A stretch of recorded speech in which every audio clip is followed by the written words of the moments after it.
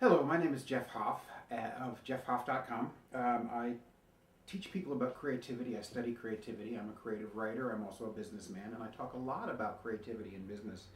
And one of the things that I hear a lot, and it makes me sad, is that people think that they are not creative. And I say that everybody is creative. I say that if you think you aren't creative, it's because somebody somewhere in your life told you that you weren't and you believed them.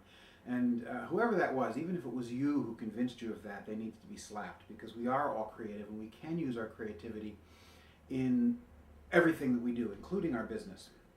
Now, to prove to you that you are creative, I'm going to do just a simple little exercise. I do this a lot and it's very effective. I want you to just do a little bit of imagining work for me. I want you to imagine a lemon, and to make it a little easier, I actually have a lemon right here, nice and yellow and firm, and smells really good. But I want you to imagine this lemon. Now I want you to imagine, I'm going to set it aside because I'm going to do it as an imagination also. I want you to imagine what the texture of it is. It's yellow, but the texture is, it's smooth, but it's also sort of pock-marked. And when you rub against it, it's a little bit waxy. Now I want you to imagine taking a knife and cutting into the lemon. Now as you do it, the knife resists a little bit, but then it goes through. And as soon as you cut into it, you start smelling that really strong lemon smell. Now I want you to open up the lemon that you've cut in half and sort of look at the inside, and it's very moist. In fact, it's probably even dripping a little bit. Now touch that moisture, the pulp. You can feel the texture of the pulp, and it's very, very smooth and wet. Now take one of those lemon halves and just put it up to your mouth and squeeze until a little drop of lemon just trips on your tongue and then trickles back to the back of your throat. Now, did you pucker? Even just a little bit, did you pucker? Or did you even salivate a little bit? See me, I'm putting my lemon aside, it's nothing there.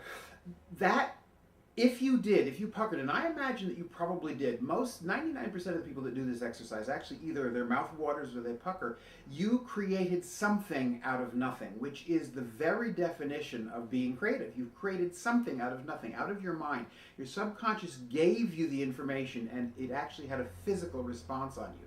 You are creative. Now, the question is, how do you use that in your business? Now, there's a lot of different ways that you can use your creativity, but the first thing that you need to do is, if your creativity has been sleeping for a long time, you need to wake it up. And there are lots and lots of different exercises you can use to wake it up. The one that I like the most is just, let's just say noticing things. Like we noticed the lemon. Notice a cup that's sitting in front of us. Notice, I don't know, the telephone, but notice it in a way that you don't normally notice. Notice if it's got dust on it. Notice if there are smudges or scratches on it. Notice if, notice the color of it. Notice the shadows of it. Notice all of the five senses. What does it sound like when you tap on it? What does it feel like against your fingers or against your cheek or your ear if it's the telephone? Notice something, just some simple object in your immediate environment, but notice it using all five senses. Even notice the taste of it. Now, you know, if it's something nasty, don't put it on your tongue, but around it there's a smell, there's an odor, and the odor is part of taste. And so when you bring it close to you, smell it so that you can get the smell, and then also see what that does to the taste buds of it.